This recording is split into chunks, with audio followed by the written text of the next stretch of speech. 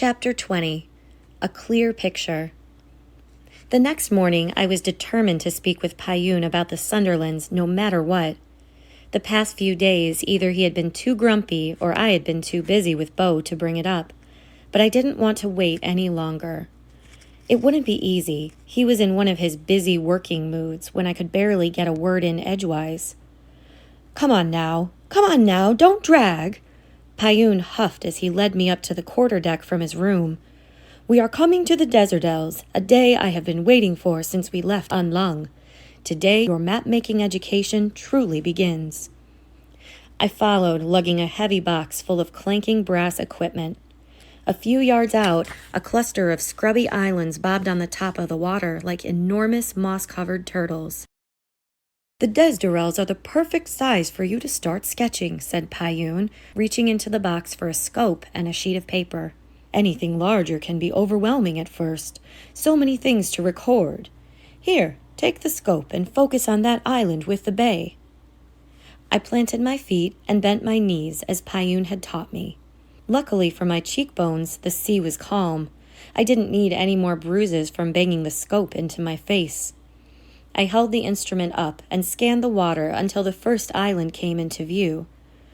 "Oh, all right, I see it.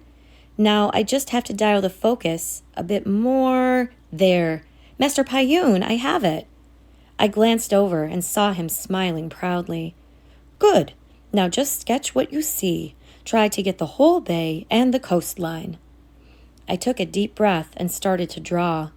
Even with Payun holding my paper, I felt like a street juggler, clutching the scope in one hand and the pen in the other, all while estimating distances, keeping everything to scale, and sketching the major features on the island.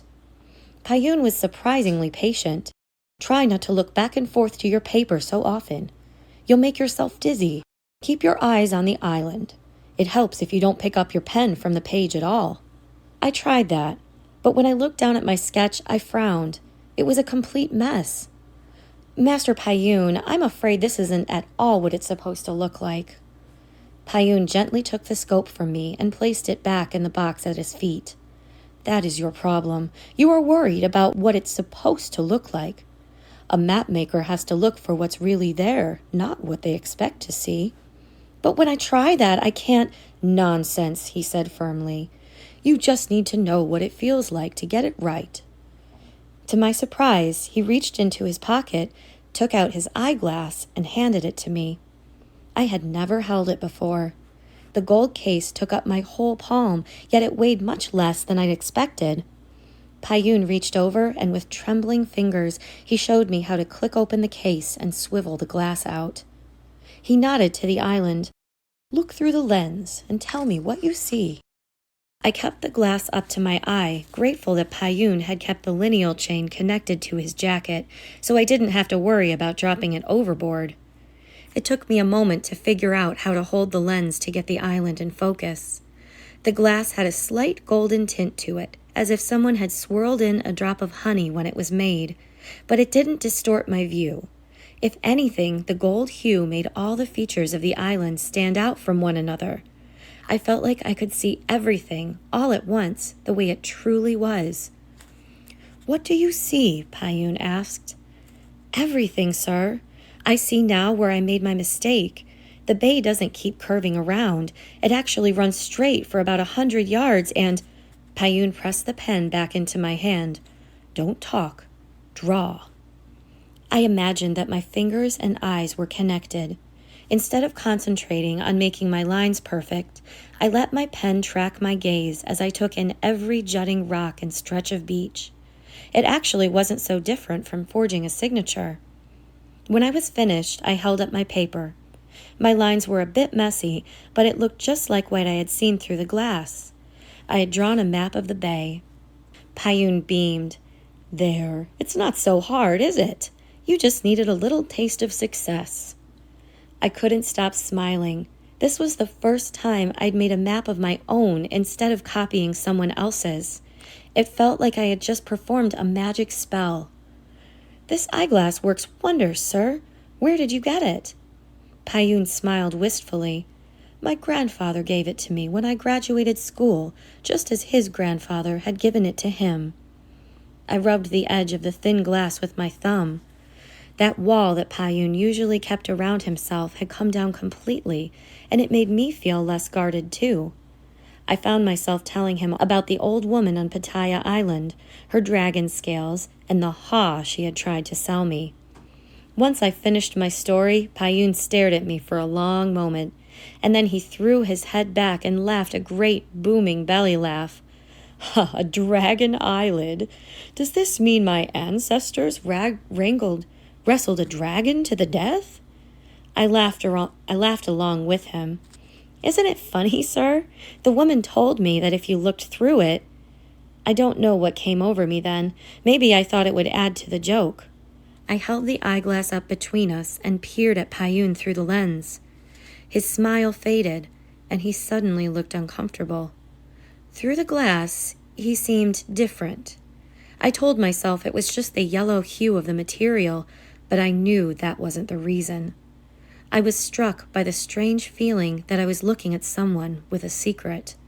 His eyes had that fiery determination in them that I had noticed back in the shop when he was telling me how important his expedition was. But his eyes didn't match the rest of him. He held his hands behind his back, as though he were hiding something. "Well, what do you see?" he asked, with a nervous lilt to his voice. I lowered the lens and blinked.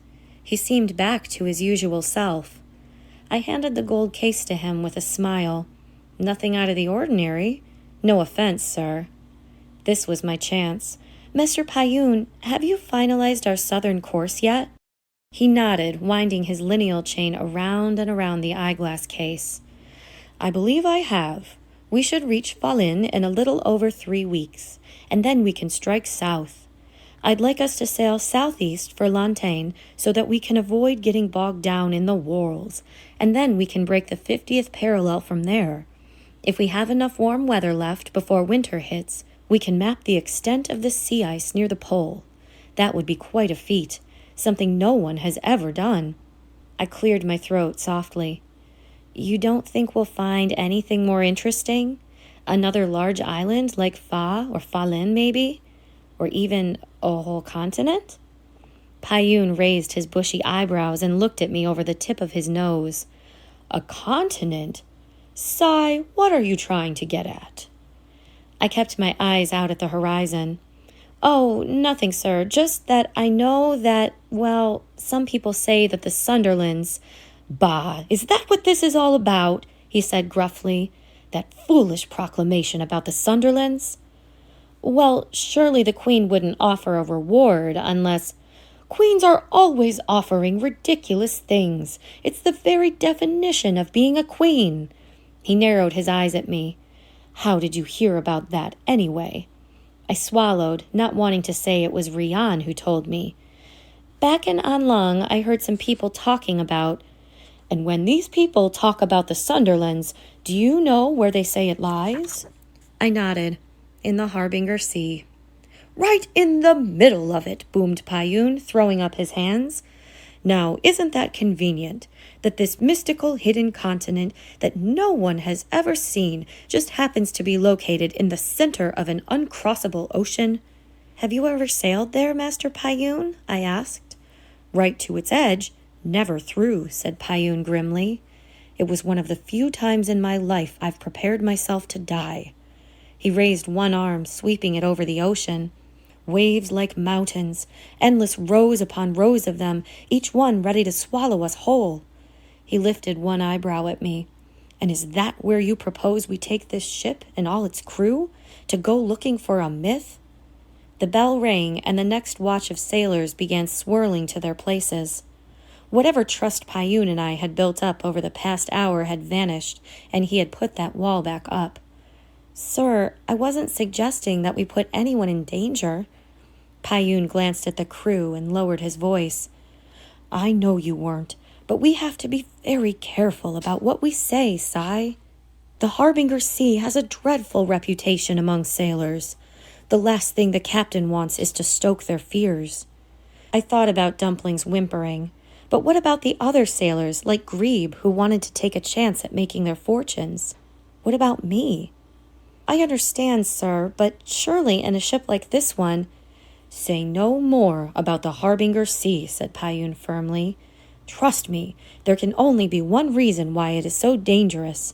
There are no large bodies of land anywhere nearby to slow down the waves. The currents whip around and around, turning the water into those infamous swells. He huffed out a breath and shook his head. I understand why people want to believe in the Sunderlands, but the place just doesn't exist. My conversation with Payun had gone about as badly as possible. If anything, I had probably made him even more resolved that searching for the Sunderlands was a fool's game. My dreams of earning a lineal were vanishing like mist in the heat of the day. But what could I do about it? Instead of going back to my room, I headed to the galley. I had missed lunch, but I could usually count on Cook to save me something. You're in luck, he said, handing me a cold bowl with bits of yellow fat floating on top. Got some turnip and bone stew left over. Thanks, Cook, I said, trying to smile. I started to sit at the long wooden table, but he clucked his tongue and shooed me away. Just cleaned and polished it, and I don't want anything sloshing on it, he said, spitting onto his apron and rubbing the table with it. I leaned against the counter near the stove and choked down a bite of bitter turnip. The galley looks nice, I said, looking around. It's cleaner down here than when we started our trip. Cook glanced about to make sure we were alone. Miss Rian is starting up her card games again tonight, he said in a hush. I wanted to spiff up the place a bit for her. You know, she's the only one who ever compliments my cooking. I winced as I swallowed something slimy and tasteless from my bowl. But won't they get in trouble with the captain for gambling? Cook shrugged. Even the captain's officers know that a ship can't be all work and no play. Besides, Miss Rian don't gamble for much, just a leck or two here and there. There's never been a fight. All the crew loves her, and they wouldn't do anything to cross her. Do you think there'll be a lot of people down here tonight? For sure. It's a new moon, too dark to work up on deck. Except for the couple sailors on watch, I bet the whole crew will be in here for the games. He turned to me and patted the newly shined tabletop. You should come. You've been working too hard. I smiled. Thanks, Cook, but I have something else I need to do.